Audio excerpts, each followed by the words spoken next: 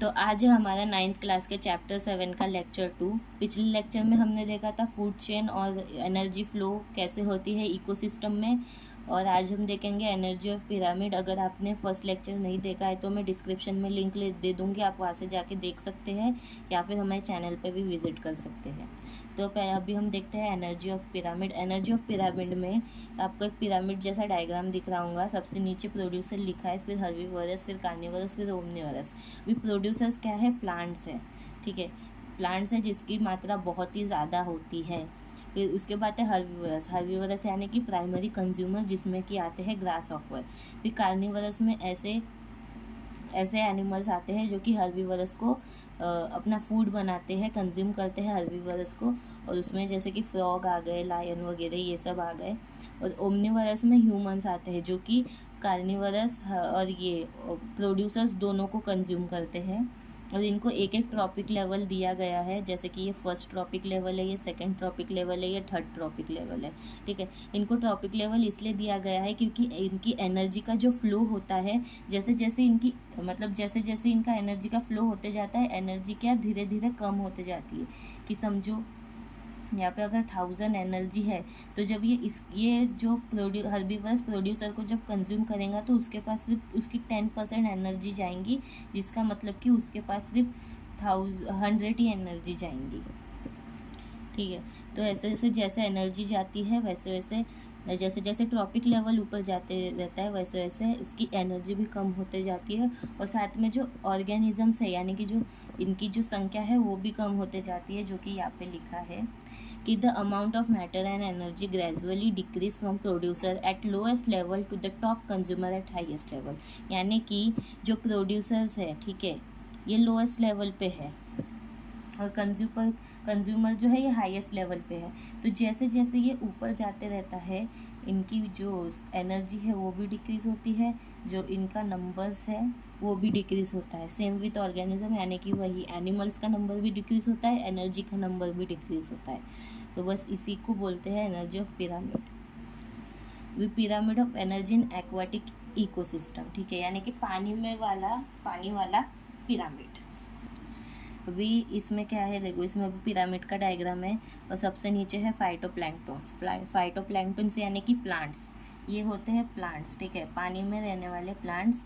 और जू प्लैंक्टन्स यानी कि एनिमल, यानी पानी में रहने वाले एनिमल, ठीक है। पानी में रहने वाले जो एनिमल है उनको जू प्लैंक्टन बोलते हैं। फिर फिशेस आता है ह्यूमन। तो देखो जो प्लांट्स हैं उनके पास तो सबसे ज़्यादा एनर्जी होंगी ना, क्यों? क्योंकि वो सबसे ज़्यादा मात्रा में है, उनका जो नंबर्स है वो बहुत ही ज़्यादा में है। इस जू प्लैंक्टन्स जो कि ये फाइटोप्लैंक्टन्स को कंज्यूम करेंगे, उनका नंबर कम होता है। और देखो कैलोरीज दिया है यहाँ पे, यानी कि ये एनर्जी है, क्यों? क्योंकि जो एनर्जी का ये यूनिट है, ठीक है, ये एनर्जी का यूनिट है। तो जैसे जैसे ये ऊपर जा रहा है, देखा आपने, ये इसकी कैलोरीज भी कम हो गई। यहाँ पे 10,000 थे, 1000 हो गए, फिर यहाँ पे 100 हो गए, यहाँ पे 10 हो गए। क्यों?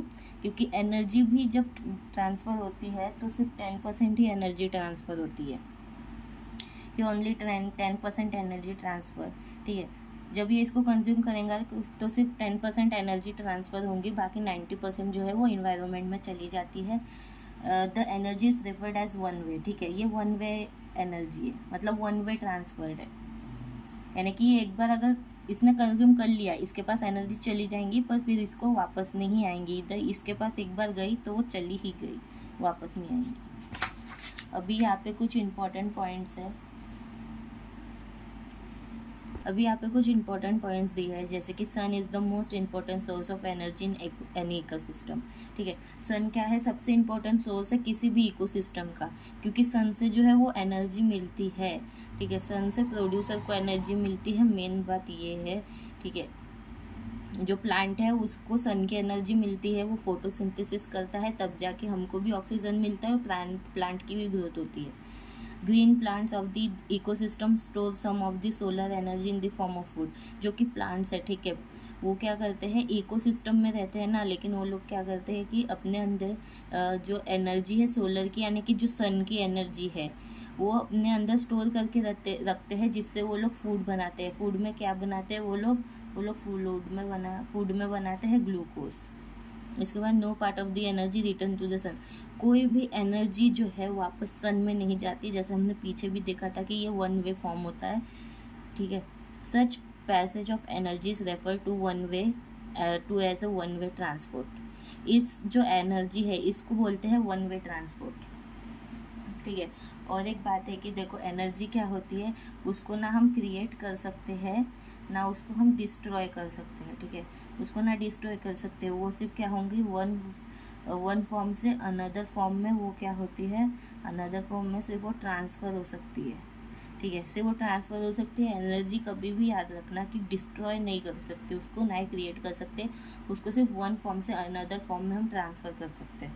तो आज का लेक्चर में बस हम इतना ही देखेंगे। नेक्स्ट लेक्चर में हम देखेंगे बायो जियो केमिकल साइकिल। तो आज के लेक्चर में बस इतना ही, मिलते हैं नेक्स्ट लेक्चर में।